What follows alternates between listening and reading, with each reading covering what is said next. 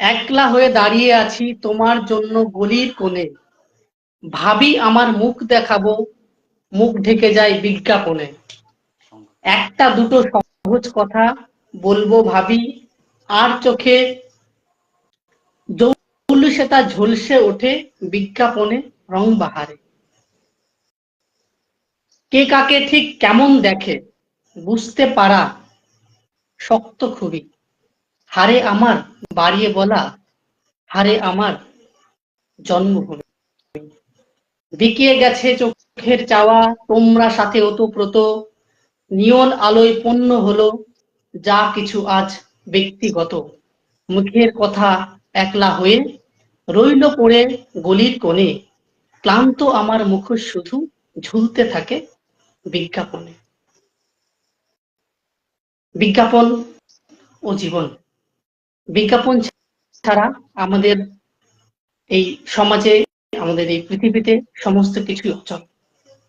সেই কথা কবিরাও বুঝেছেন, লেখকেরাও বুঝেছেন, আমাদের সমাজের যারা নিয়ন্ত্রক তারাও বুঝেছেন। এখানে ছোট ছোট মানুষ থেকে শুরু করে বড় বড় ক্যাপিটালিস্ট, সামান্য নাগরিক থেকে অনেক বড় রাজনীতিবিদ, প্রত্যেকটি মানুষ অনুভব করেছে বিজ্ঞাপন ব্যতীত জীবনের সমস্ত কিছুই অচল। হিন্দিতে একটা কথা আছে, जो दिखता है वो बिकता है। ওকে, মানে যা আমরা দেখতে পাই সেগুলো বিক্রি হচ্ছে, সেটা দেখতে পাচ্ছি, সেটা বাস্তব চিত্র আমাদের সমাজের। এমনকি আজকের দিনে যদি কোনো একটা লেখক কোনো বই প্রকাশ করেন, তো সেই বইটির বিজ্ঞাপনও যদি ঠিকঠাক না হয়, তা তার বইটি বিক্রি হয় না, বলা হয় আর কি। সুতরাং বিজ্ঞাপনের দিকে সমাজের প্রত্যেকটা মানুষের এত বেশি ঝোঁক হয়েছে যে বিজ্ঞাপন হয়ে উঠেছে এখন একটা বিশাল বড় মাধ্যম। এবার বিজ্ঞাপনের বিভিন্ন মানে এই রয়েছে, মিডিয়াম বা মাধ্যম রয়েছে। সেটা ডিজিটাল ভাবে হতে পারে, বা খবরের কাগজে হতে পারে, বিভিন্ন ম্যাগাজিনে হতে পারে, বিভিন্ন এই সমস্ত যে বিজ্ঞাপনের মাধ্যমগুলো রয়েছে তার মাধ্যমে আমরা বিজ্ঞাপনগুলোকে দেখে থাকি। সেটা ওয়াল পোস্টারে হতে পারে।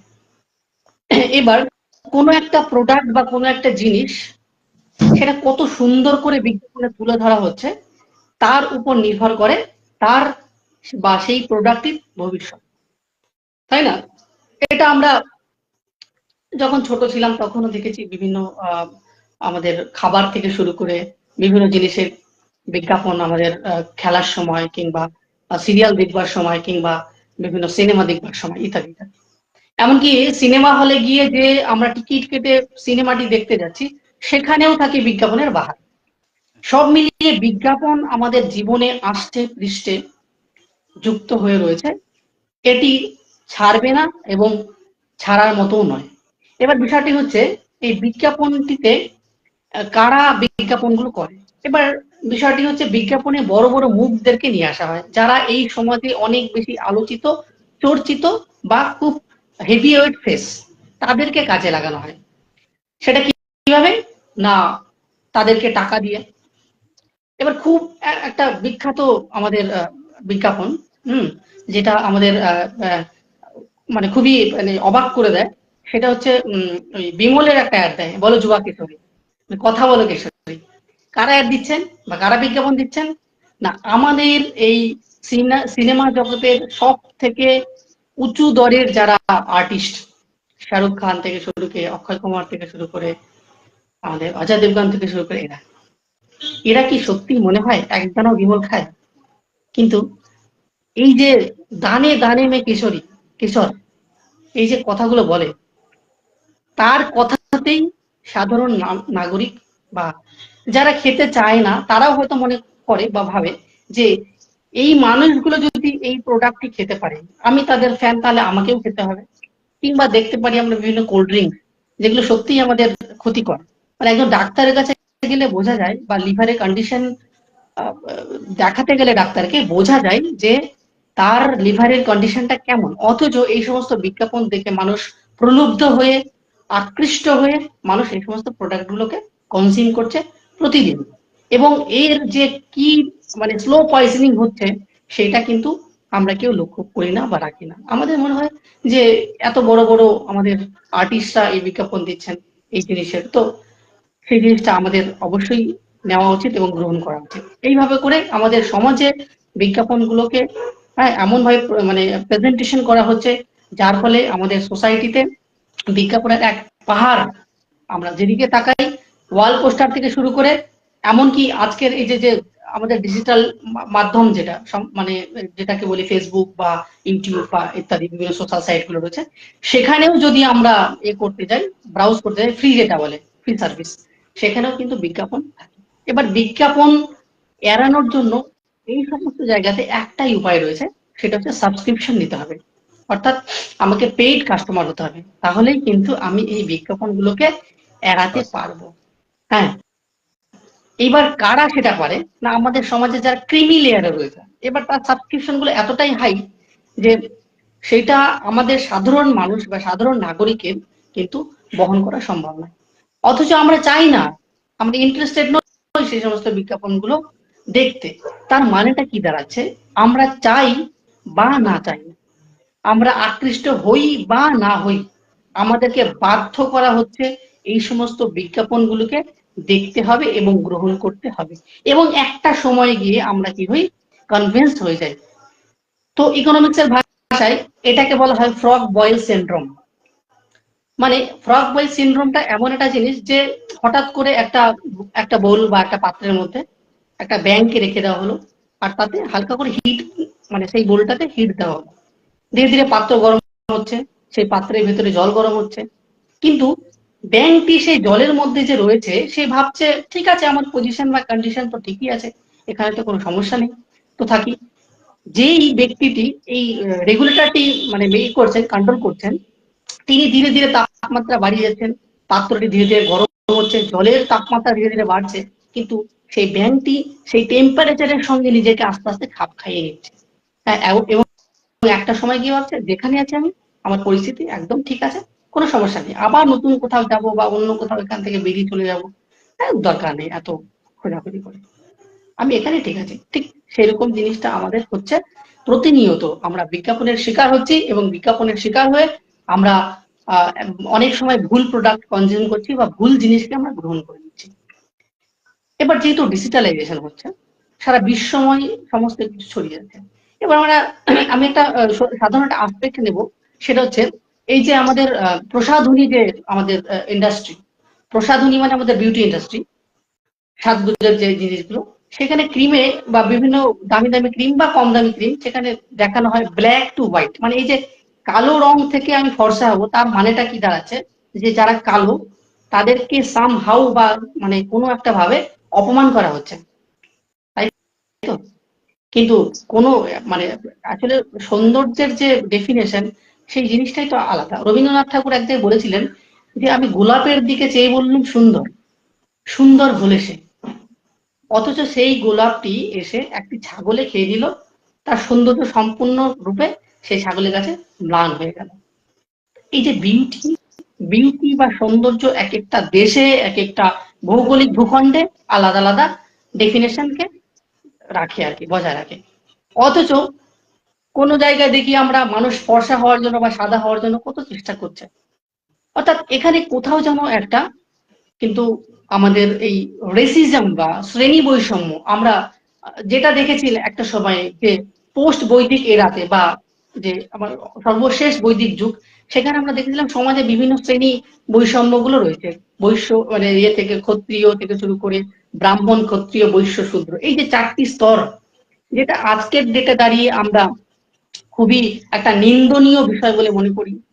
কিন্তু আমরা কি সেই ক্লাস বা সেই শ্রেণী থেকে আজকের দিনেও এই একবিংশ শতাব্দীর ভিত্তিভূমিতে দাঁড়িয়েও মানে পেরিয়ে আসতে পেরেছি? মোটেও নয়। আমরা যদি দেখি ভালো করে, আমরা এই স্কিনের কালারের বৈষম্য থেকে আমরা বের হতে পারিনি, আমরা অর্থনৈতিক যে শোষণের বৈষম্য সেখান থেকে আমরা বেরিয়ে আসতে পারিনি। ওকে, আর এগুলোকে আমাদের প্রমোট করছে কারা না, বড় বড় যারা কোম্পানি, তারা তারা বিভিন্ন রকম ভাবে আমাদেরকে কনভিন্স করার চেষ্টা করছে, না হ্যাঁ এইটা তোমাদের সামনে আমি বিজ্ঞাপনের মাধ্যমে তুলে ধরছি, মানে এই জিনিসটা হচ্ছে বেস্ট জিনিস, এবং একটা সময় কি আমরা কনভিন্স হচ্ছি। এইভাবে বিজ্ঞাপনের আমরা শিকার হচ্ছি এবং শিকার হয়ে অনেক জিনিসকে বা ভুল জিনিসকে আমরা গ্রহণ করছি, সেটা আমাদের শরীরে হয়তো ক্ষতি করছে, কিন্তু স্লো পয়জনিং এর মতন সেটা ধীরে ধীরে ধীরে ধীরে, হ্যাঁ, সেই ইয়ের মতন চলে চোরাবালির মতন ধীরে ধীরে আমাদেরকে গ্রাস করে নিচ্ছে, আর আমরা সেখান থেকে মুক্তির উপায় জেনেও আমরা সেখান থেকে বেরোতে পারছি না। এই মুহূর্তে এই যে আমরা মোবাইল ব্যবহার করছি, এই মোবাইল ব্যবহার করার একটা লিমিটেশন রয়েছে, ঠিক আছে?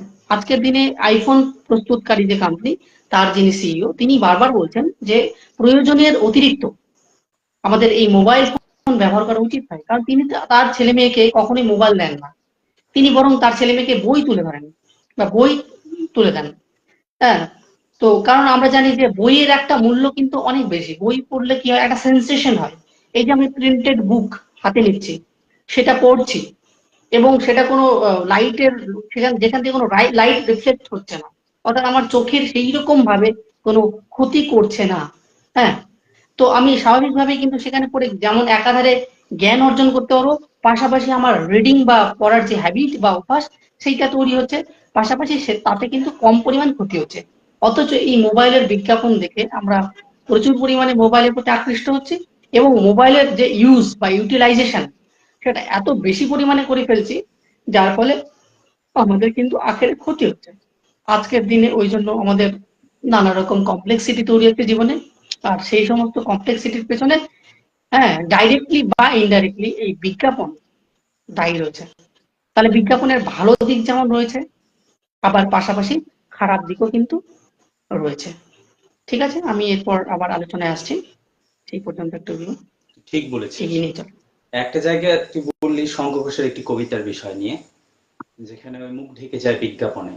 সত্যি কথা বলতে কি, আমাদের মুখই নেই আজকের দিন, যদি বলা যায় বিদ্রুপাত্মক কথা হলেও কিন্তু বাস্তব কথা, আমাদের আর মুখ নেই, শুধু মুখোশ আছে।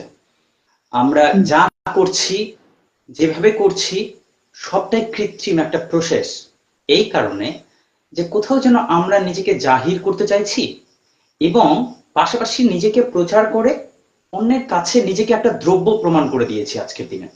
আমার কাছে কোথাও মনে হয়েছে যে আমাদের যে, যেটা বললি আর কি, যে এই টেলিভিশন জগতে যে বিভিন্ন খাদ্যদ্রব্য বা নেশা দ্রব্যগুলোকে যেভাবে বিক্রি করা হচ্ছে, প্রচার করা হচ্ছে, এখানে প্রচার করতে গিয়ে ওরা শুধুমাত্র দ্রব্য প্রচার করছে নয়, আমার মনে হয়েছে কোথাও যেন এটা মানুষকে বিজ্ঞাপন করে দিয়েছে, মানুষকে বিক্রি করছে, মানুষকে নিয়ে কেনা বেচা হচ্ছে, তাদের ইচ্ছা শক্তিকে বশ করে নেওয়া হচ্ছে, একটা দারুণ কৌশল চলছে। এবং আমার প্রাথমিক ক্ষেত্রে যদি বলা যায় একটা পারিভাষিক অর্থ দিয়ে, তাহলে তো এর মানেই হচ্ছে, বিজ্ঞাপনের মানে হচ্ছে বিশেষভাবে জানানো যে কোনো দ্রব্য, যে কোনো পণ্য সম্পর্কে সব মানুষ যে স্পষ্ট একটা ধারণা থাকবে সব মানুষের কাছে, তা তো নয়। এবং সেই বিষয়টিকে, সেই দ্রব্যটিকে তার সঠিক গুণগত মান অন্যকে জানিয়ে তারপরে সেটা বিক্রি বা এই ব্যবসায়িক উদ্যোগ নেওয়া সম্ভব, সেটা ঠিক আছে। এবং এটা আজকের দিনে যদি ব্যবসায়িক উদ্যোগের কথা সবচেয়ে বেশি বলা যায়, তো একটা সময়, আজ থেকে বহু বছর আগেও কিন্তু এই জিনিসগুলো ছিল, বিভিন্ন মাধ্যমে ছিল, অন্যান্য মাধ্যমে ছিল প্রচার কার্যটা। এখন হয়ে গেছে কোথায়, যে পুরো বিষয়টা ক্রেতা এবং বিক্রেতার মধ্যে এমন একটা সেতু বন্ধন করে রেখেছে, যেখান থেকে ক্রেতা এবং বিক্রেতা কেউ আর বেরোতে পারবে না। এমন একটা চক্রব্যূহ তৈরি হয়ে গেছে, বিজ্ঞাপন ছাড়া আমরা কেউ নয়, কোথাও নয়। আমরা প্রত্যেকটা মুহূর্তে আমাদের চলাফেরা, কথা বলা, হাসাহাসি করা, প্রত্যেকটা মুহূর্তে আমাদের সবসময় মনে হয় যেন আড়াল থেকে দুটো চোখ হয়তো আমাদেরকে দেখছে। প্রতি মুহূর্তে আমরা নিজেদেরকে কায়দা করে চলি, কায়দা করে বলি, স্পষ্ট নিজেকে মানে ব্যাখ্যাতীত করার আগে কোথাও যেন আমরা কোথাও একটা বিবরের মধ্যে আটকে রেখে নিজেকে একটা জাহির করার চেষ্টা করছি, প্রমাণ করার চেষ্টা করছি। এই কোথাও যেন আমরা আমাদের মুখের আড়ালে, মানুষটিকে আড়ালে আমরা একটা মুখোশকে নিয়ে সবসময় রাত দিন, সকালবেলা আমাদের হয়তো ঘুম থেকে উঠছি, কিন্তু ওই বিছানাতে কিন্তু আমি থেকে যাচ্ছি, যে বেরোচ্ছে সে একটা মুখোশ। ও জানে যে কি প্রতিটা মুহূর্তে আমাকে গা বাঁচিয়ে চলতে হবে, ও জানে প্রতিটা মুহূর্তে আমাকে মাপজোক করে কথা বলতে হবে, নাহলে এই সমাজ, এই সভ্যতা আমাকে উচ্চ সম্মানে সম্মানিত করবে না। ফলে আজকের মানুষ যত বেশি বেঁচে থাকে দিনের বেলা, দিনের আলোতে, অনেক মানুষের মাঝখানে, তার চেয়ে বেশিক্ষণ সময় দেয় নিজের অন্তর্জগতে, যেখানে গিয়ে সে কেবলমাত্র বিষণ্ণতায় ভোগে। যে মানসিক ভারসাম্যহীনতা দিন দিন বেড়ে যাচ্ছে, অথবা মাথা ব্যথা অথবা মন খারাপ, এই যে বিষণ্ণতা জিনিসগুলো আসছে, এটা সব থেকে বড় কারণ হচ্ছে প্রত্যেকটা মানুষ নিজেকে স্পষ্ট করে দিনের আলোতে, যেখানে তার পরিবার আছে, পরিজন আছে, আত্মীয় স্বজন আছে, বন্ধু বান্ধব আছে, পারিপার্শ্বিক মানুষেরা আছে, তাদের কাছেও যেভাবে বেঁচে থাকছে সেটা বাস্তবে বেঁচে থাকা নয়, সেটাই হচ্ছে আসলে প্রচার। যা আমি একেবারে নিয়ম মাফিক ভাবে ভদ্র, নম্র, শিক্ষিত সমাজের একজন অংশ এবং আমি সম্মান পাওয়ার যোগ্য, ইত্যাদি ইত্যাদি। নিজেকে সঠিকভাবে প্রমাণ করার চেষ্টাতে ও কিন্তু নিজের অবচেতনে আটকে ফেলছে নিজের আসল সত্তাটিকে, যেটা স্বপ্নের মধ্যে জেগে উঠছে। যেখানে আমরা দেখি যে কি ঘন ঘন আমি একটা জিনিস খেয়াল করেছি এবং অনেকের সাথে আমি গল্প করে শুনেছি যে ঘুমের মধ্যে হঠাৎ আচমকা মনে হয় যেন বিছানা থেকে বা কোথাও থেকে পড়ে যাচ্ছি, এবং চমকে উঠলে আমরা বুঝতে পারি যে না, কোথাও থেকে পড়ছি না, বিছানাতেই আছি। এই যে সমস্যাটা হচ্ছে, মানসিক ব্যাধিটা হচ্ছে, সেই ব্যাধিটার কিন্তু অন্যতম একটি কারণ হচ্ছে কোথায়? অন্যতম কারণ হচ্ছে যে আমি চেতন জগতে স্পষ্টভাবে বাঁচতে পারছি না। ওইখানে যে আড়ালে থেকে যাচ্ছে আমার চিন্তা ভাবনাগুলো, সে আমাকে এসে ডিস্টার্ব করছে আমার স্বপ্নের জগতে, যেটা আমরা মোটামুটি ভাবে জানি আর কি। তো কোথাও যেন আমরা রাত দিন সব সময় যেন একটা প্রচারের মধ্যেই যুক্ত থাকছি, ফলে কোথাও আর আমাদের পালিয়ে যাওয়ার উপায় নেই। এই যে একটা চক্রব্যূহ তৈরি হয়েছে, যেটা মূলত আমরা মনে করি যে কিছু অসাধু ব্যবসায়ীদের সুবিধার জন্য এই চাটুকারিতা, এই মিষ্টি প্রলোভন, এইসবের মাধ্যমে বিজ্ঞাপন মানুষের জীবনকে ক্ষতিগ্রস্ত করছে। হ্যাঁ, একদিক থেকে ভালো করছে, একদিক থেকে ক্ষতিগ্রস্ত করছে। কিন্তু বিজ্ঞাপনের যে জায়গাটা আমরা দেখতে পাচ্ছি, দেওয়ালে পোস্টার দিয়ে দিল, হ্যান্ডবিল দিচ্ছে, রিক্সার মধ্যে লাগিয়ে রাখছে বা যানবাহনে লিখছে, বাড়ির দেওয়ালে লিখছে। তো এই বিজ্ঞাপনটা আজকে আর সেইখানে আটকে নেই, আমাদের ব্যক্তিত্বে এই বিজ্ঞাপন পৌঁছে গেছে। আমরা প্রতিটা মুহূর্তে সবটা কাজ করছি বিজ্ঞাপনের মতো, প্রত্যেকটা কাজের সাথে আমাদের যুক্ত হয়েছে। সব থেকে বড় যে বিষয়টা আমার মনে হয়েছে, এটা সবচেয়ে বেশি আমার মনে হয়েছে করোনা কালে যে জিনিসটা হচ্ছে, সেটা সব থেকে বেশি আমি যেটা দেখতে পেয়েছি যে কেউ কাউকে সহযোগিতা করছে এবং সঙ্গে সঙ্গে সেটাতে কিন্তু সেলফি নিয়ে নিচ্ছে, বা সেই দুর্দশাগ্রস্ত মানুষটিকে দিয়ে কিছু একটা বলাচ্ছে জোর করে। এটা আমরা ইউটিউবে প্রচুর পেয়ে যাব এই ধরনের দৃষ্টান্ত। তো এর মানেটা কি?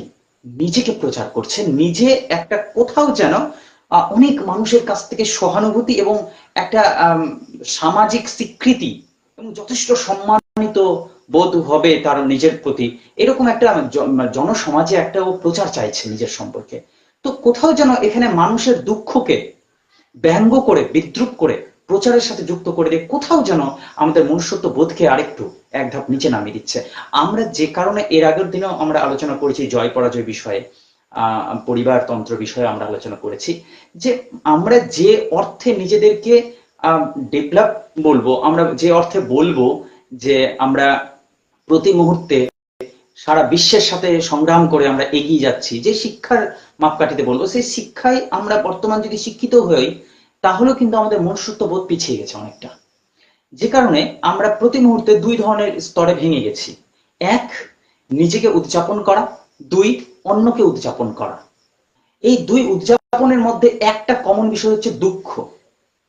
যেমন আজকের দিনে প্রচুর পরিমাণে বেড়ে গেছে এই হতাশা জিনিসটা, যেটাকে মানুষ উদযাপন করে আনন্দ পাচ্ছে। এটা তো আনন্দ করার বিষয় না।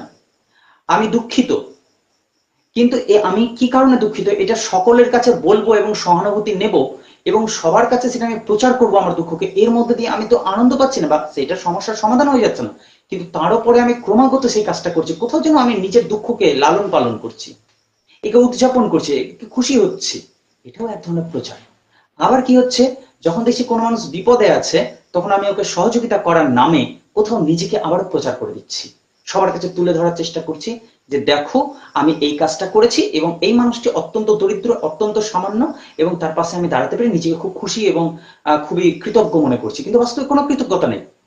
কোনো মানুষের প্রতি কোনো মানুষের যে কৃতজ্ঞতা আছে, এটা খুব পরিমাণ সংখ্যায় কিন্তু কমে যাচ্ছে, শতকরাতে খুব কমে যাচ্ছে। সহানুভূতি ব্যাপারটা নেই। যদি থাকতো, তাহলে এখন আজকের দিনে একটা মানুষ সাইকেল চুরি করতে গিয়ে ধরা পড়েছে, আর সেখানে গিয়ে গোল করে ঘিরে প্রচুর মানুষ তাকে মারছে, তাদের বিবেকে লাগা উচিত।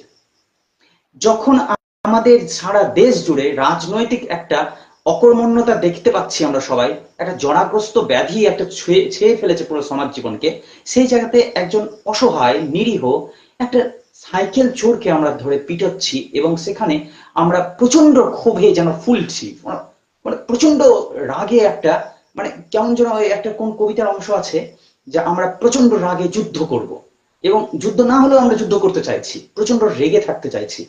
কোথাও যেন রাগটা, ক্রোধটা, আমাদের মানসিক যে ভারসাম্য হারিয়ে ফেলাটা, এগুলো একটা প্রচারের বিষয় হয়ে দাঁড়িয়েছে। কোথাও সহানুভূতি পাওয়ার লোভে, কোথাও নিজের একটা বিশেষ স্বীকৃতি আদায়ের জন্য, কোথাও একটা লোক দেখানো ব্যাপার হয়ে দাঁড়াচ্ছে যে আমি কেমন, আমি আবেগকে কিভাবে প্রকাশ করতে পারি, ইত্যাদি ইত্যাদি করে। আরেকটা জায়গায় প্রচার জিনিসটা এসছে, বিজ্ঞাপন জিনিসটা এসছে, যেটা আমার মনে হচ্ছে যে হ্যাঁ, এটা একটা খুব বড় গুরুত্বপূর্ণ জায়গা। আমরা ফেসবুকে দেখতে পাই, হোয়াটসঅ্যাপে দেখতে পাই, যে কোনো মুহূর্তে আমরা ছোট ছোট চুটকি জাতীয় কথা আমি দেখতে পাই, যেখানে রাজনৈতিক নেতাদেরকে ব্যঙ্গ বিদ্রুপ করে কোনো এক শিক্ষিত যুব সমাজ হয়তো কাজ করছে, তারা ব্যঙ্গ বিদ্রুপ করে আসলে কিন্তু ভুলকে দেখিয়ে দেওয়ার চেষ্টা করছে। তো সেদিক থেকেও এটা এক ধরনের বিজ্ঞাপন। এই বিজ্ঞাপনের মাধ্যমে সমাজে কিছু পরিবর্তন আসার সম্ভাবনা আছে, এবং হয়েছে, এইভাবে করেই পরিবর্তন আসে। কেউ আগে লিখত বড় বড় উপন্যাস, কবিতা, এখন হয়তো সেগুলো কমে গেছে। এখন ছোট ছোট ব্যঙ্গ বিদ্রুপের মধ্যে দিয়ে সমাজের ভুল ভ্রান্তি গুলোকে বিভিন্ন দিক থেকে বিভিন্ন মানুষ কিন্তু সেটাকে সামনে আনার চেষ্টা করছে, সবার সামনে আনার চেষ্টা করছে। যেমন তুই বললি যে বড় বড় স্টার গুলো যেভাবে বিভিন্ন ধরনের নেশা দ্রব্য গুলোকে প্রচার করছে, কোথাও এর উল্টোতেও আমরা দেখতে পাই ইউটিউবে অনেক চ্যানেল আছে, অনেকে আছে যারা এইগুলো নিয়ে তর্ক করছে, বিতর্ক করছে, যারা এই ভুলগুলোকে ধরিয়ে দেওয়ার চেষ্টা করছে। এই যে আমরা আজকে আলোচনা করছি, ঠিক আছে, ওরা যদি ওই নেশা দ্রব্যটাকে প্রচার করার জন্য বিজ্ঞাপন করছে, তাহলে আমরা ওই নেশা দ্রব্যর যে সমালোচনা করলাম, এই সমালোচনাটাও এক ধরনের বিজ্ঞাপন, এটাও এক ধরনের প্রচার। তো জনসমাজে প্রচার কার্য, বিজ্ঞাপন ব্যাপারটা অবশ্যই ছিল, আজও থাকবে এবং আগামীতে থাকবে, এবং আমার মনে হয় এটা একটা মানদণ্ড, এটা একটা মাপকাঠি, সমাজের সভ্যতার একটা মাপকাঠি। এর মাধ্যমে আরো ক্রমাগত আমরা এগিয়ে যেতে পারবো। তো আমি চাইবো সমস্ত কিছুরই যেমন ওই নেতিবাচক আর ইতিবাচক দিক থাকবে, আমি চাইবো যে বিজ্ঞাপন মূলত মানুষের কল্যাণের কাজে লাগ।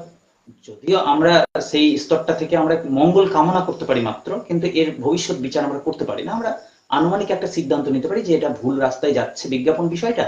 এটা যতটা সম্ভব আমাদের যুব সমাজকে যদি একটু ইন্সপায়ার করে, একটু ভালো দিকে নিয়ে আসে, তাহলে খুব ভালো হয়। তারপর আমরা আরো নতুন নতুন বিষয় শুনবো। এখন আমি আপাতত এটুকুই রাখছি, তারপর আমি আবার পরে থেকে বলবো। আচ্ছা, ঠিক আছে। আমার এই আলোচনার পরে একটা জিনিস মনে হলো, সেটা হচ্ছে এই বিজ্ঞাপন আমাদেরকে কি করছে। আমাদের যে মূল্য, যেটা আমাদের যে মূল্য, যেটা আমরা হয়তো ঠিক করতে পারতাম, হ্যাঁ আমাদের মূল্য হচ্ছে এই, সেই মূল্যটাকে আমাদের কিন্তু তারা ঠিক করে দিচ্ছে। মানে একটা কথাতে আছে, where something is free that means you are a product। বাংলাটায় যদি আমি বলি, তাহলে যখন আমরা কোনো কিছু ফ্রিতে পাচ্ছি, তার মানে এটা বুঝে নিতে হবে আমরা সেখানে এক একটা প্রোডাক্ট, আমাদের প্রোডাক্ট করে তুলেছে। ঠিক। আর একটা যে প্রসঙ্গ বলি, খুবই ভালো বিষয়, যেটা অ্যালগরিদম আর কি। আমি কি চাচ্ছি, সমস্ত জায়গাতে আমি তাদেরকেই দেখতে পাচ্ছি যাদেরকে আমি পছন্দ করি। যাদের আমি পছন্দ করি না, বা সে যদি ভালো কোনো মেসেজ দিয়েও থাকে, সেই মেসেজটা কিন্তু আমার কাছে পর্যন্ত পৌঁছাচ্ছে না। কেন? কারণ সেটা কিন্তু প্রথাগত কোনো বিজ্ঞাপনের মাধ্যমে নয়, হয়তো সে কোনো সমাজ মাধ্যমে কোনো গুড নিউজ দিচ্ছে বা গুড মেসেজ দিচ্ছে আমাদের সোসাইটিকে, কিন্তু সেই মেসেজটি আমাদের কাছে পর্যন্ত পৌঁছাচ্ছে না। কেন? কারণ তার সেই কন্টেন্টকে বা তার সেই বিজ্ঞাপনগুলোকে আমরা হয়তো পছন্দ করছি না বা লাইক দিচ্ছি না। এটা একটা ব্যাপার। এবার বিজ্ঞাপনের ফর্ম তো বিভিন্ন সময়ে, স্থান বা সময় পরিবর্তনের সঙ্গে সঙ্গে তার রূপটাও পরিবর্তিত হয়। একটা সময়ে শুধুমাত্র নিউজ পেপারে আমি দেখতাম, আমার মনে আছে, আমি যে বাড়িতে ভাড়া থাকতাম, তাদের বাড়িতে ওষুধের দোকান ছিল।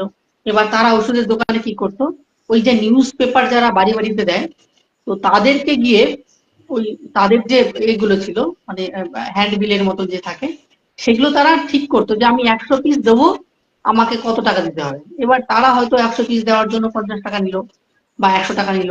তারা কি করতো, পেপারের ভেতরে ভেতরে সেই বিজ্ঞাপনের পোস্টার গুলোকে দিয়ে দিত। এবার সেটা মানুষের খবরের কাগজের মাধ্যমে তার বাড়িতে গিয়ে পৌঁছাতো, তারা দেখতে পেত হ্যাঁ অমুক জায়গাতে এতগুলো ডাক্তার বসছে, অমুক অমুক ডাক্তার অমুক অমুক সময় বসছে। ওকে, তার মাধ্যমে তারা জানতে পারতো। কিন্তু বর্তমানে এই যে আমাদের বিজ্ঞাপন, এই বিজ্ঞাপনের সম্পূর্ণ ফর্মটা চেঞ্জ হয়ে গেছে। এটা ডিজিটাল মাধ্যমে হচ্ছে। এখন এখন হোয়াটসঅ্যাপের মাধ্যমে মানুষ পাঠাচ্ছে তার নিজস্ব যে প্রচার, সেই প্রচার অভিযান।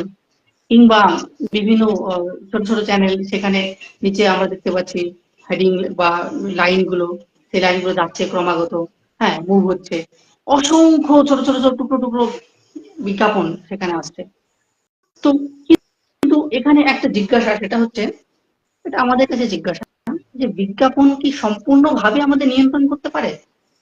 সেটা কিন্তু আমার মনে হয় কয়েকটা জায়গাতে যে না, নিয়ন্ত্রণ সম্পূর্ণরূপে করতে পারে না।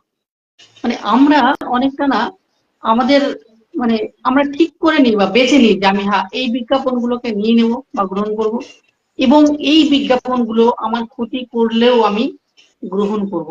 যেমন আমরা বিভিন্ন টোব্যাকো কোম্পানি বা তামাক কোম্পানিকে কেন আমরা তাদের এগেইনস্টে কেস করতে পারি না? কারণ ওখানে স্পষ্ট রূপে নিচে লেখা থাকে, ওকে, যে তামাক ক্যান্সারের কারণ, এটা আপনি গ্রহণ করবেন না। এই যে লেখা রয়েছে বড় বড় করে, বা স্মোকিং কজেস ক্যান্সার, বা বিভিন্ন কোম্পানি বিভিন্ন ভাবে এই যে কথাটিকে এখানে ব্যবহার করেন, অথচ সেই জিনিসটা কিন্তু আমরা কেউ লক্ষ্য করি না।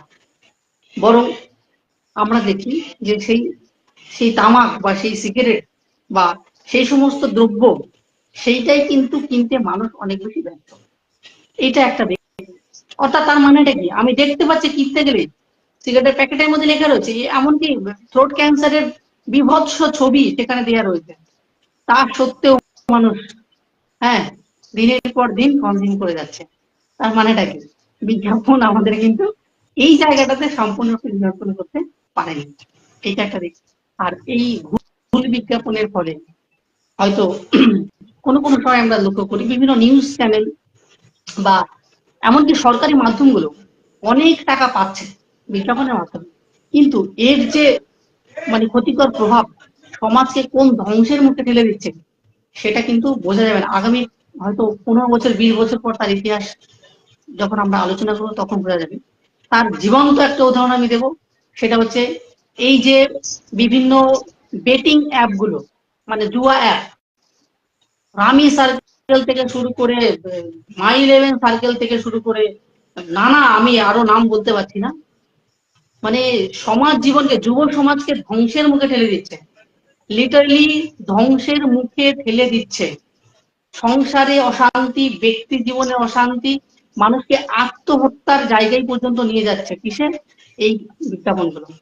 একবার যদি কেউ লগ ইন করলো এই সমস্ত অ্যাপ্লিকেশনে বা এই সমস্ত ওয়েবসাইটে, ক্রমাগত কেউ ইউজ না করলে ক্রমাগত তাকে ফোন করে বারবার মোটিভেট করার চেষ্টা করা হবে, আপনি কি ব্যাপার, আপনি ব্যবহার করছেন না আমাদের রামি সার্কেল, আপনি মাই ইলেভেন, কি বল, ড্রিম 11, আমি জানি না ঠিক, আমি এক্সাক্ট বলতে পারছি না, কিন্তু এই সমস্ত বেটিং অ্যাপ গুলো যুব সমাজকে লিটারালি ধ্বংসের মুখে ঠেলে দিচ্ছে, ঋণগ্রস্ত করে দিচ্ছে। মানুষ বাড়ি ছেড়ে চলে যাচ্ছে, এত ঋণের বোঝা তার মাথার মধ্যে এসে পড়ছে যে মানুষ লিটারালি কেউ কেউ গলায় ফাঁসি নিয়ে নিচ্ছে, বিষ খেয়ে মরে যাচ্ছে, বাড়ি ছেড়ে পালিয়ে যাচ্ছে।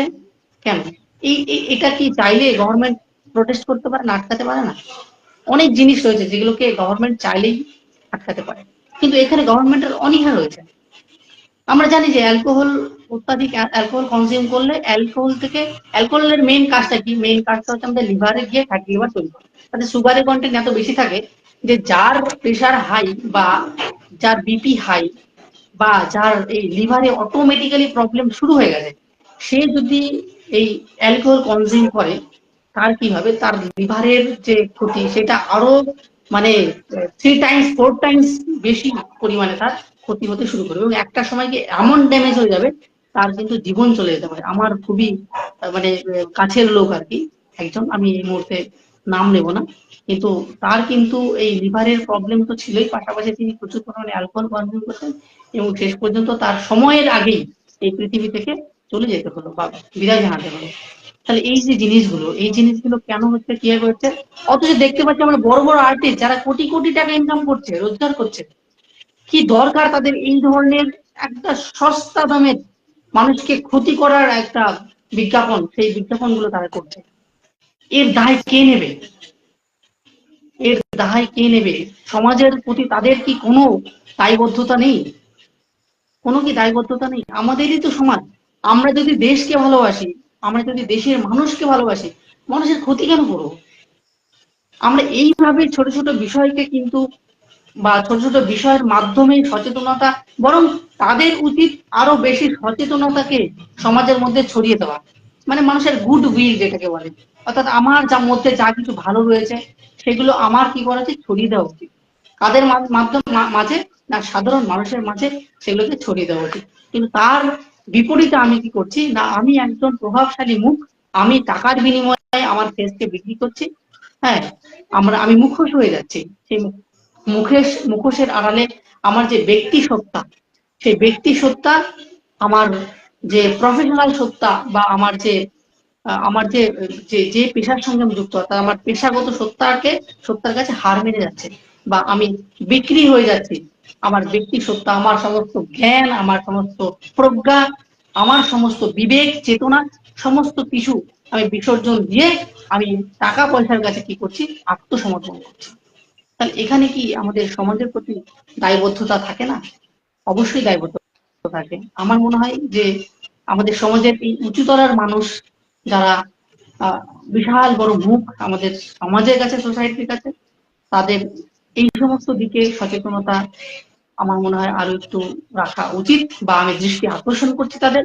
তবে সবাই যে একই রকম তা নয়, অনেককেই আমি দেখেছি, এমন নাম ধরেই বলতে হবে।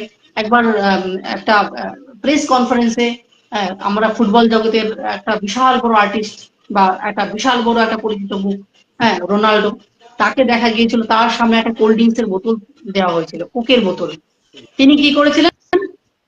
তিনি বুঝতে পেরেছিলেন সেটা সামহাও তারা বিজ্ঞাপনের একটা চেষ্টা করছে, সঙ্গে সঙ্গে সেটাকে সরিয়ে দিয়ে এরকম করে সেই জায়গাতে একটা জলের বোতলকে নিয়ে এসেছিলেন। অর্থাৎ এই যে আমি কোক পছন্দ করি না, আমি কোল্ড ড্রিঙ্কস পছন্দ করি না, কারণ এটা আমাদেরকে ক্ষতি করছে, ডিরেক্টলি বা ইনডিরেক্টলি।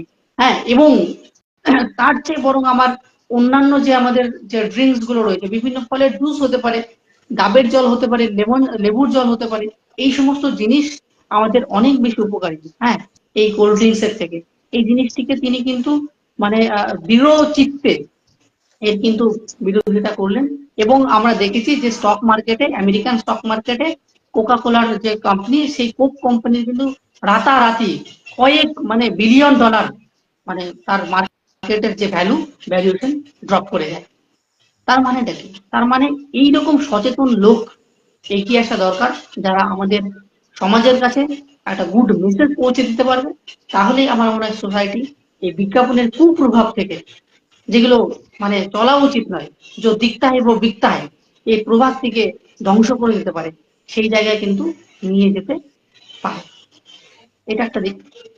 আর পাশাপাশি আমাদের যে বর্তমানে দেখছি আরো একটা জিনিস, সেটা হচ্ছে এই যে বিজ্ঞাপনের একটা নেশা, বা বিভিন্ন চ্যানেলগুলো যে টিআরপি পাওয়ার জন্য, ঠিক যে আলোচনাটি একটু আগে বলি, মানুষের অসহায় পরিস্থিতিকে কি করছে, তারা নিজেদের মুনাফায় কনভার্ট করছে। অর্থাৎ আমার একটা চ্যানেল রয়েছে, নিউজ চ্যানেল, আমি সেখানে কি করছি, মানুষের অসহায়তাকে এমন বিকৃত ভাবে বা উগ্রভাবে আমি আমার চ্যানেলে তাকে তুলে ধরার চেষ্টা করছি, যাতে করে তার অসহায়তাকে মানে এতটাই নিদারুণ বলে মনে হচ্ছে, যেটা মনে হচ্ছে আমাদের সমাজের কাছে একটি কলঙ্ক। হুম, এটা এটা এটা কাম্য নয়, এটা বাঞ্ছনীয় নয়। আমফানের ঝড় থেকে শুরু করে বিভিন্ন, এই বছরের ঝড়েও আমরা দেখেছি, হ্যাঁ, যে কি পরিমাণে নিষ্ঠুর সেই সমস্ত প্রতিনিধিরা। এবার প্রতিনিধিদের কি দোষ দেবো? তাদেরকে বলা হয় তুমি সেখানে যাও, লিটারেলি গিয়ে তুমি আমাদেরকে সেই নিউজ গুলোকে কভার করো। এবার সে কি করছে, তার বসকে খুশি করার জন্য, তার যে ওপরে মানে ঊর্ধ্বতন যারা রয়েছেন পদাধিকারী, তাদেরকে খুশি করবার জন্য তারা কি করছে, তারা তার নিজের জীবনের সর্বস্ব দিয়ে দিচ্ছে, মানুষের অসহায়তাকে এমন মানে কি বলে নগ্নভাবে তুলে ধরছে, যে নগ্নতা মানুষের কাছে একটা মানে করুণার জায়গা তৈরি করছে। সেই কিন্তু মানে সমবেদনা নয়, একটা করুণার জায়গা তৈরি করছে। এবং একটা সময় মানুষকে মনে হচ্ছে যে এগুলো সবই মিথ্যে, ভুয়ো। মানুষের অবস্থা এতটা অসহায়, কিন্তু সত্যিকারে মানুষের অবস্থা সত্যি খুব অসহায়। এখনো অব্দি আমাদের সমাজ সেই জায়গায় পৌঁছায়নি, হ্যাঁ, যেখানে মানুষ খুব সুখী হতে পারে। মানুষের জীবনের এই সামান্য ছোট্ট ছোট্ট এই ঘটনাগুলোকে এমন ভাবে না দেখানোটাই কাম্য। একটা সভ্য জগতে, সভ্য সমাজে এগুলো কাম্য নয়। আচ্ছা, এটা গেল। পাশাপাশি বিজ্ঞাপনের নেশা মানুষকে এমন ভাবে, হ্যাঁ, তার আষ্টে পৃষ্ঠে মানে এ করে আক্রমণ করে যে একটা, ধরে নিচ্ছি আমরা কোনো একটা আহ, কোনো একটা দুর্দশাপূর্ণ পরিস্থিতি তৈরি হয়েছে, সেখানে ঝড় বা প্রাকৃতিক দুর্যোগ কোনো কিছু তৈরি হলো, মানুষ যে ত্রাণ বিতরণ করতে যাচ্ছে, আমার মনে হচ্ছে ত্রাণ বিতরণের যে ছবি তোলার যে ঝোঁক, সেই ঝোঁকটাই অতিরিক্ত হয়ে যাচ্ছে এবং সেটাকে বিভিন্ন সমাজ মাধ্যমে পোস্ট করতে হবে। পোস্ট করে মানুষের কাছ থেকে কৃত্রিম প্রশংসা আমাকে কুড়াতে হবে। এই যে মানুষের একটা নেশা, লাইক পাওয়ার নেশা, কমেন্ট পাওয়ার নেশা, প্রশংসা পাওয়ার নেশা, এগুলো কিন্তু ছোট্ট ছোট্ট বা বিজ্ঞাপনেরই এক একটা ক্ষুদ্র ক্ষুদ্র রূপ। এটা হয়তো প্রথাগত বিজ্ঞাপন নয়, কিন্তু এটা কি বিজ্ঞাপন না, এটা হচ্ছে আমার অপ্রথাগত। আমরা যেমন সাহিত্য জগতে বিভিন্ন প্রতিষ্ঠিত পত্রিকা যেমন রয়েছে সাহিত্যের জন্য, সেগুলো ছাড়াও যেমন ছোট ছোট লিটল ম্যাগাজিন থাকে, সেখানে ছোট ছোট লেখার স্থান পায়, তেমনি আমাদের এই সমাজ মাধ্যমে বিভিন্ন সোশ্যাল সাইট, সেখানে মানুষের এই ছবি বিভিন্ন ভাবে তুলে ধরা বা এগুলোও কিন্তু এক একটা বিজ্ঞাপনেরই ক্ষুদ্র ক্ষুদ্র রূপ। হ্যাঁ, আমি আগেই বলেছি যে বিজ্ঞাপন কিন্তু সময়ের সঙ্গে সঙ্গে তার রূপের পরিবর্তন হয়। সেই রূপের পরিবর্তন এমন ভাবে এসে ধরা দিয়েছে, এই যে 5ই জুন রিসেন্টলি আমাদের গেল, হ্যাঁ, বিশ্ব পরিবেশ দিবস। সারা বছরে আমি কোনো গাছের করলাম না, গাছ লাগালাম না, চারা রোপলাম না, বিশ্ব পরিবেশ দিবস আসলো, হ্যাঁ, আমাকে পোস্ট করতে হবে। একটা গাছকে 10 জন লোক ধরেছে, 10 জনকে ধরে সেই মাটি খুঁজছে, একজন সবকিছু রেডি প্রস্তুত, 10 জন লোক ধরছে, একজন ছবি তুলছে, দিয়ে সেইটার ছবিতে পোস্ট করে বলা হচ্ছে বিশ্ব পরিবেশ দিবস। আরে আমি যদি সত্যিকারী পরিবেশকে ভালোবাসি, পছন্দ করি, আমার পরিবেশের দূষণকে নিয়ন্ত্রণ করতে হবে। আমাদের পরিবেশ কি বলে? পরিবেশ বলে আমাকে দূষণ করো না, তোমাকে পরিষ্কার করার দরকার নেই, আমি নিজেই পরিষ্কার হয়ে যাব, কিন্তু তুমি আমাকে দূষণ করো না। কিন্তু আমরা কি করছি? আমরা যেটা করছি যে বিজ্ঞাপনের নেশায় উন্মত্ত হয়ে আমরা একটা গাছ লাগানোর জন্য 10 জন লোক সেখানে পৌঁছে যাচ্ছি, শুধুমাত্র একটা ছবি তোলার জন্য এবং পোস্ট করার জন্য। অথচ বাস্তব জগতে যদি আমি পরিবেশকে ভালোবাসি, তাহলে এই যে প্রতিদিন আমি যে আমাকে যে দোকানদার প্লাস্টিকের, আমি যখন সবজি কিনতে যাচ্ছি, আমাকে প্লাস্টিকের যে ক্যারি ব্যাগ গুলো দিচ্ছে, মানে আমি চেষ্টা করি বাজারে গিয়ে, সত্যি কথা বলতে, যে এই ক্যারি ব্যাগ গুলোকে বর্জন করা। অর্থাৎ যখন আমি গেলাম, আমি ব্যাগ নিয়ে গেলাম, সেটা গিয়ে বললাম যখন ক্যারি ব্যাগে দিচ্ছে, আমি তো ক্যারি ব্যাগ দেওয়ার দরকার নেই। মানে অযথা বা আননেসেসারি আমি একটা সমাজের বা আমাদের পরিবেশে একটা বজ্র পদার্থকে বাড়াবো কেন? আচ্ছা, এটা গেল। তারপরে প্রচুর পরিমাণে মানুষ এই জুতো, প্লাস্টিকের জিনিস থেকে শুরু করে এই সমস্ত জিনিস ব্যবহার করে, এগুলো কিন্তু এক একটা বজ্র। মানে আমি যদি সত্যিকারেই আমার পরিবেশকে ভালোবাসি, তাহলে গাছ তো লাগাবোই, পাশাপাশি যেই সমস্ত জিনিস আমাদের পরিবেশকে ক্ষতি করছে, দূষণ করছে, সেটা যত কম পারা যায় তার ব্যবহার আমাকে কম করতে হবে। আমি অনেক জায়গায় দেখেছি, সভ্য জগতে দেখেছি, যারা বড় বড় গ্যাজেটেড অফিসার, তার বাড়ির সামনে ওই নল নল খোলা রয়েছে এবং কন্টিনিউয়াসলি জল পড়ে যাচ্ছে, বা সে কি করছে হয়তো খুলে রেখে চলে যাচ্ছে, হ্যাঁ, কিন্তু নিজে কিন্তু গ্যাজেটেড অফিসার, শিক্ষাগত যোগ্যতা তার অনেক, তাকে কিন্তু কিছু বলা যাবে না। অর্থাৎ এই ছোট ছোট সচেতনতা আমাদের দরকার। এই সচেতনতা এলেই কিন্তু আমাদের মানে পরিবেশকে দূষণের হাত থেকে মুক্ত করা যাবে। এটা গেল ব্যাপার। আর যে সমস্ত জিনিস আমাদের দূষণ করছে, হ্যাঁ, বিজ্ঞাপন দিয়ে দিয়ে, আমরা যদি সচেতন হই বা আমরা যদি সেই সমস্ত প্রোডাক্ট বা সেই সমস্ত জিনিস ব্যবহার না করি, অটোমেটিক্যালি, মানে আমরা দেখো, আমরা সাধারণ নাগরিক, আমরা কিন্তু আমরা কোনো বড় প্রতিবাদ করতে পারবো না। আমাদের প্রতিবাদ করতে হবে এইরকম ইয়ের মাধ্যমে, মানে এইরকম ভাবে, হ্যাঁ, বিনয়ের সঙ্গে, বুদ্ধির সঙ্গে, যৌক্তিকতার সঙ্গে আমাদেরকে প্রতিবাদ জানাতে হবে, এবং সেটা নীরব ভাবে। হ্যাঁ, এইভাবে যদি আমরা এই বিজ্ঞাপনের কুপ্রভাবকে বা যে সমস্ত জিনিস খারাপ, সেই সমস্ত জিনিসকে যদি আমরা বর্জন করি এইভাবে করে, তাহলে কিন্তু আমরা একটা সুস্থ, একটা স্বাভাবিক সমাজকে ফিরে পেতে পারি। তাহলে আমাদের বিজ্ঞাপন কিন্তু আমাদের মুখকে আর ঢেকে দিতে পারবে না।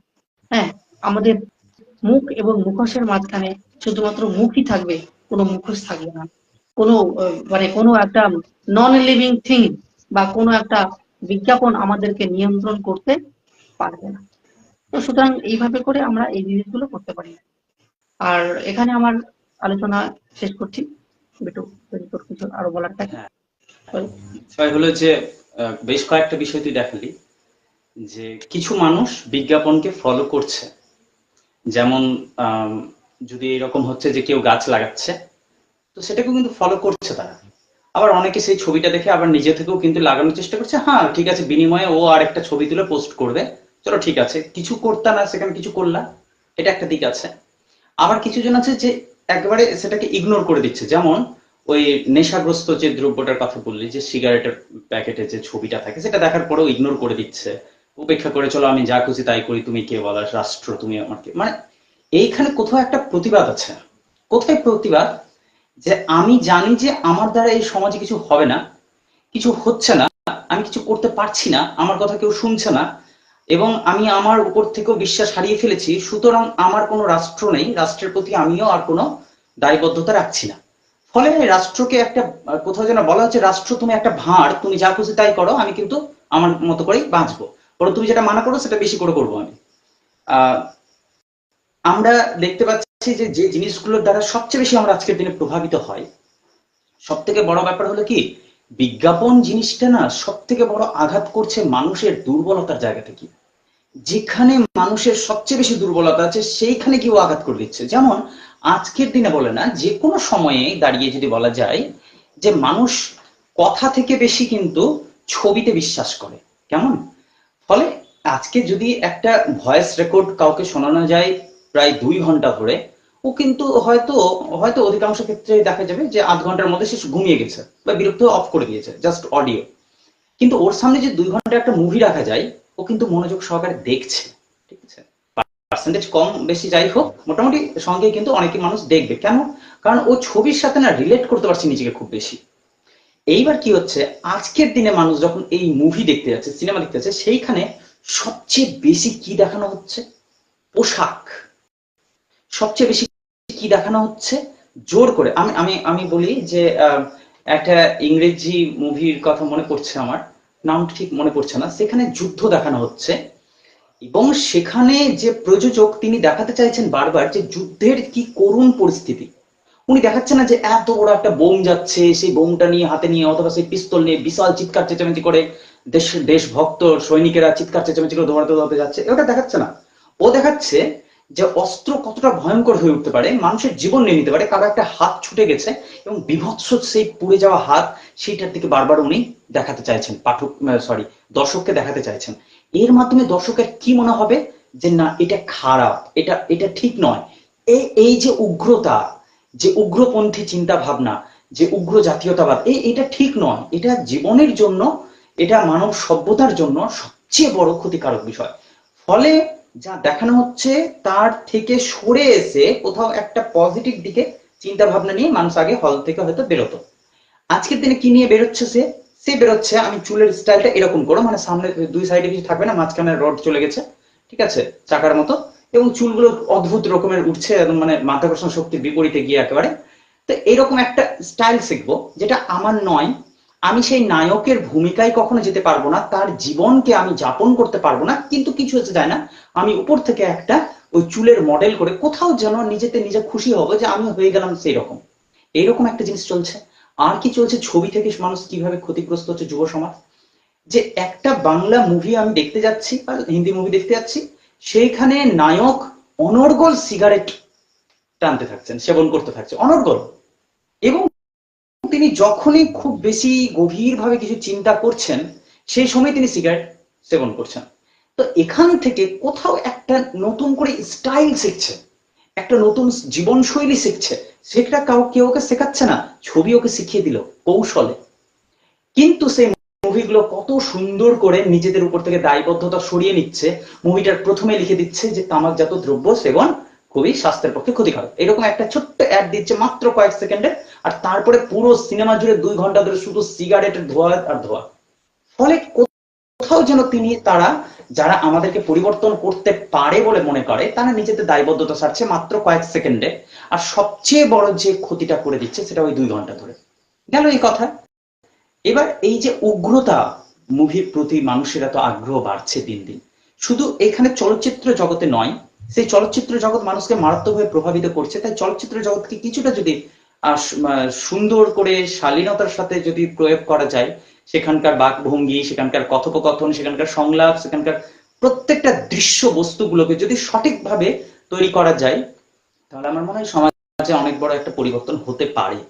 আরেকটা ব্যাপার হচ্ছে যে সংবাদপত্র আজ থেকে প্রায় 10 বছর আগে যখন পড়তাম, তখন একটা জিনিস হতো কি, বিশেষ বিশেষ দিনে বিশেষ বিশেষ সংবাদপত্রের ভেতর দিকে থাকতো কি, এক্সট্রা করে একটা পেজ যেখানে কবিতা, গল্প, বিভিন্ন পরীক্ষার কোশ্চেন্স আনসার্স সাজানো থাকতো।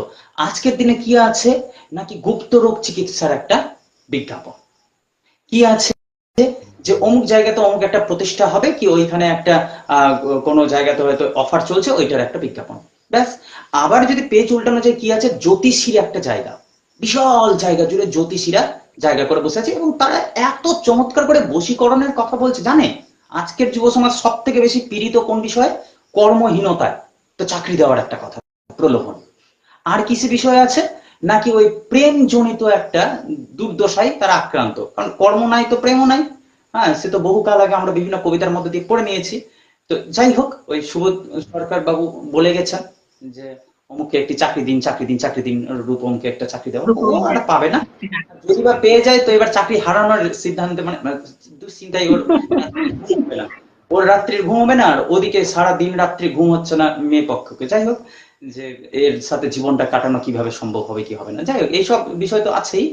তো এই রাষ্ট্রীয় বিষয়ে আর যাচ্ছি না, আমি মূলত যাচ্ছি যুব সমাজের প্রবলেম গুলো কোথায় হচ্ছে বলে আমার মনে হয়েছে। এই যে জ্যোতিষীর জায়গাগুলোতে সব থেকে বেশি মানুষ আগ্রহ পাচ্ছে কেন? কারণ ওদের দুর্বলতা আছে। আর জ্যোতিষীরা খুব ভালো করে নিখুঁত ভাবে জেনে গেছে যে এইখানে এইখানে টোপ দিতে গেলে ধরা পড়বে। চাকরি পাওয়ার যে প্রলোভন, চাকরি দেওয়ার যে প্রলোভন, অনেক জায়গাতে কর্মখালী, কর্মসংস্থান, কর্মখালী, কোথায় কাজ খালি আছে, নাকি কাজ খালি আছে কি বিষয়ে, কি যোগ্যতা চাই সেই সব পরে, আগে কত বেতন পাবে সেটা দেখো। আর বেতনের যার পরিমাণটা দেওয়া হয়, সে একবারে 16,000 থেকে 36,000। আর একজন ছেলে যে কিনা সিগারেটটা পর্যন্ত চেয়ে খায়, সিগারেটের জায়গায় বিড়ি খায়, সেই ছেলেটা যদি দেখতে পায় যে হঠাৎ করে আমি যে মাধ্যমিক পাস করে রেখেছি সেই সার্টিফিকেট দিয়েই আমি মাসে 16 থেকে 36,000 টাকা ইনকাম করতে পারি, তো আমি কেন যাব না? ফলে তারা বিপথে এগিয়ে যাচ্ছে। এই দুই জায়গাকে যদি ছেড়েও দেওয়া যায়, তাহলে এক জায়গা থেকে মানুষ, মানে যুব সমাজ একদম ছাড় পাবে না। সেটা হচ্ছে অশ্লীল চিন্তা ভাবনা। এই যে মোবাইলের যুগ, এই মোবাইলে প্রতি মুহূর্তে মুহূর্তে মুহূর্তে এমন কতকগুলো বিষয় সামনের দিকে চলে আসে, এমন কতকগুলো চলেই আসে, আমরা সবাই বুঝতে পারছি, যেখানে যে নগ্নতাকে এত এত দুর্দান্ত ভাবে উদযাপন করা হচ্ছে, যেন ওটা একটা আর্ট। তুমি দেখবে না কেন? তুমি তোমার যাবতীয় কাজকে ফেলে দিয়ে এসে এইখানে একটু সময় দাও, তোমার গুরুত্বপূর্ণ সময়টা চলে যাচ্ছে, তুমি এটা করো। ফলে সেইটা করতে করতে কোথায় যে সে নিজের অস্তিত্বকে হারিয়ে ফেলছে, সে ওই টোপটাতে আটকে যাচ্ছে, যুব সমাজ বুঝতে পারছে না। বা বুঝলেও সে ওই ওই যে ভাঁড় বলতে বলতে সমাজ সবাইকে সবকিছু ভাঁড় বলছে, নিজেকেও।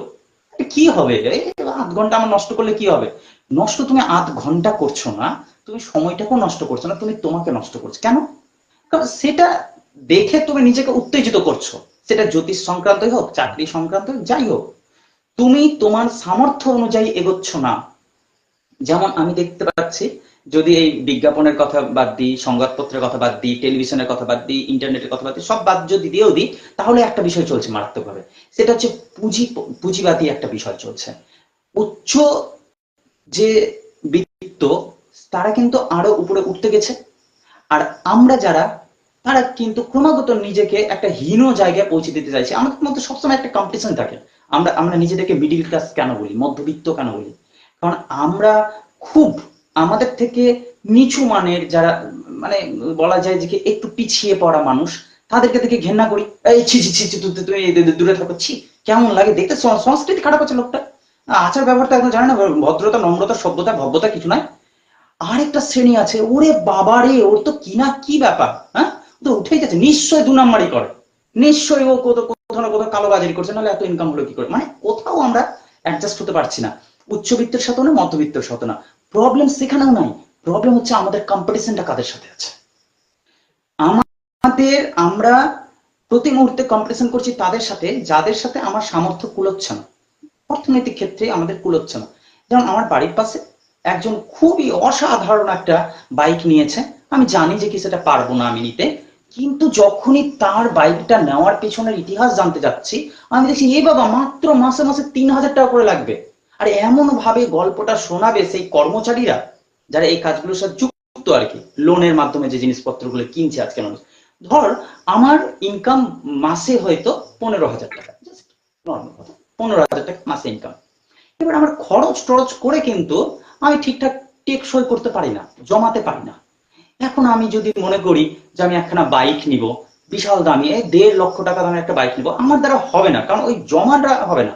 কিন্তু যদি আমাকে বারবার করে এসে বলছে, আহা আপনি কেন দুঃখ করছেন, আপনি কেন নিতে পারবেন, আরে আপনার হাতের মুঠোয় চলে এসছে ব্যাপারটা, মাত্র 3,000 টাকা প্রতি মাসে আপনাকে দিতে হবে, আর কিচ্ছু লাগবে না।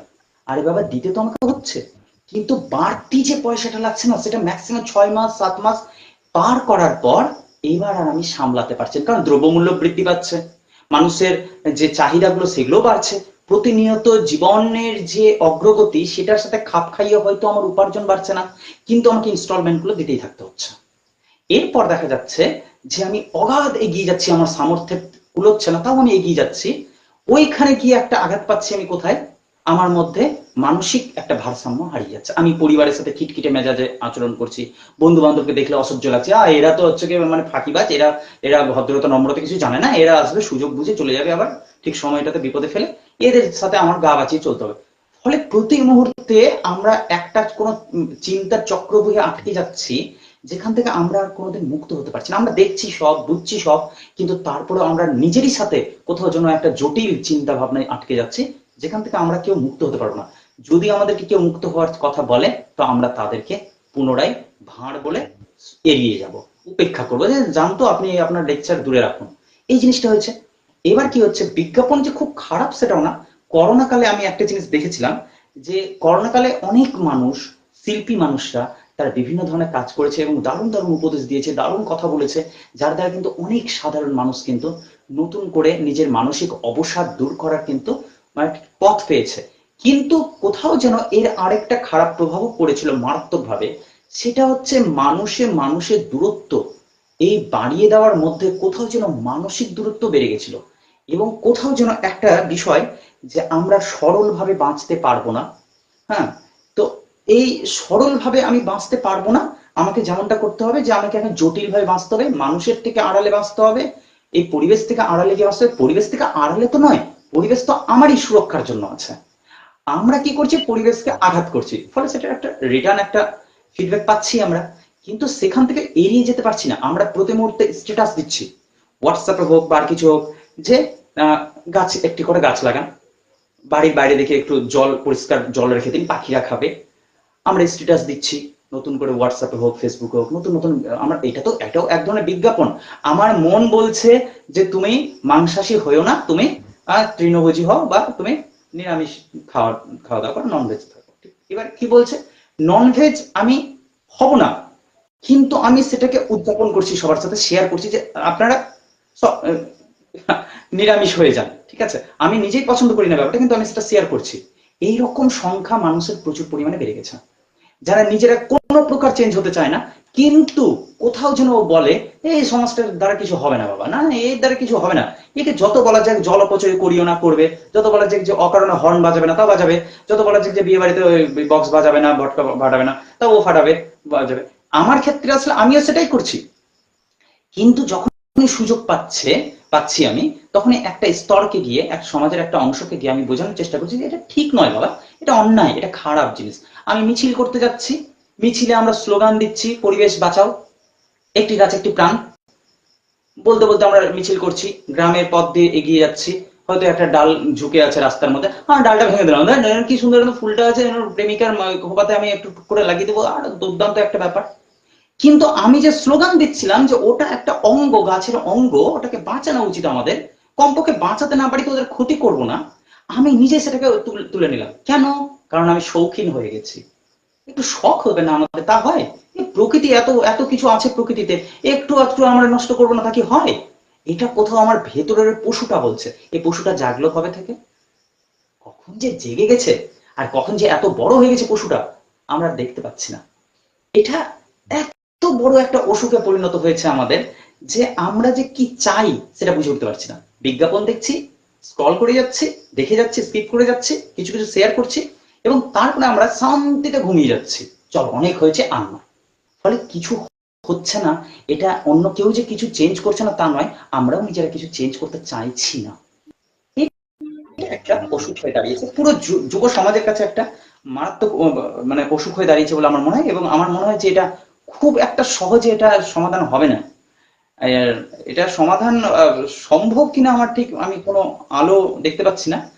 এমন নয় যে আমি নৈরাশ্যবাদী, আমিও আশাবাদী, কিন্তু মিথ্যে আশা করে কি লাভ? যেমন ধর যে আমি যদি এখন বাংলা ভাষার কথা বলি, যারা দেখছে এবং আগামীতে যারা দেখবে তারা এড়িয়ে যাবে আমাদেরকে। কেন? কারণ আমরা হয়তো স্পেশাল বাংলায় কথা বলতে পারছি না, আমরা হয়তো শুদ্ধ বাংলায় কথা বলতে পারছি না, এই জন্য তারা এড়িয়ে যাবে, মুখ ভেঙছে। কিন্তু তারা কি করছে? আমরা কেউ কিছু করছি না। অ্যাকচুয়াল দেখতে গেলে আমরা কেউ কিছু করছি না এই সমাজের জন্য, সংস্কৃতির জন্য, বাংলা ভাষার জন্য, কিছুর জন্য কিছু করছি না। কিন্তু আমরা যা করছি সেটা হচ্ছে সব থেকে ভয়ঙ্কর বিষয়, সেটা হচ্ছে অন্যের পথে গিয়ে বাধা হয়ে দাঁড়িয়ে যাচ্ছি। আমার সামনে বন্ধু হিসেবে তুই আছিস, আজকে আমি কিছু করছি না, দেখতে পাচ্ছি তুই কিছু করছিস, তুই কিছু চেষ্টা করছিস, আমি এবার দূর থেকে আড়াল থেকে কি বলবো, ও তোর কিছু একটা নিশ্চয়ই উদ্দেশ্য আছে, এই ছেলেটা খুব মানে বড্ড প্যাঁচানো ছেলে আছে, এর তো কিছু একটা মানসিকতা আছে, ভার এগুলো সব সমাজের যত সব উপচে পড়া নির্জীব বস্তু, এসব কিছু একটা দেখানোর চেষ্টা করছে। আরে বাবা, দেখানোর চেষ্টা করছে, বাট সেটার মাধ্যমে যদি কিছু সম্ভব হয় পরিবর্তন, তো হোক না।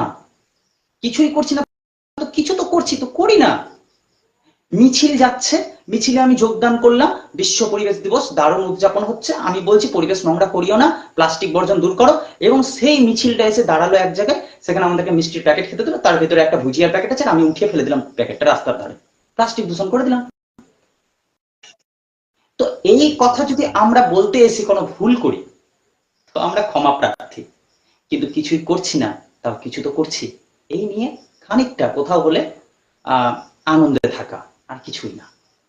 তো সমাজে সকল শ্রেণী মানুষ আছে, তার ব্যাপারগুলোকে বুঝবে, ভাববে, এবং নতুন নতুন করে আমি শিওর যে একদিন না একদিন পরিবর্তন আসবে, ধীরে ধীরে হলেও আসবে পরিবর্তন। সব বিষয় আসবে, ভাষা বিষয় আসবে, সংস্কৃতি বিষয় আসবে, সাহিত্য, এমনকি সব থেকে বড় বিষয় হচ্ছে রাজনৈতিক বিষয়গুলোতেও পরিবর্তন আসবে। তবে হয়তো সময় লাগবে, কিন্তু আসবে। সেই শুভ আশাবাদ নিয়েই আমরা আমাদের আজকের আলোচনাটা শেষ করব।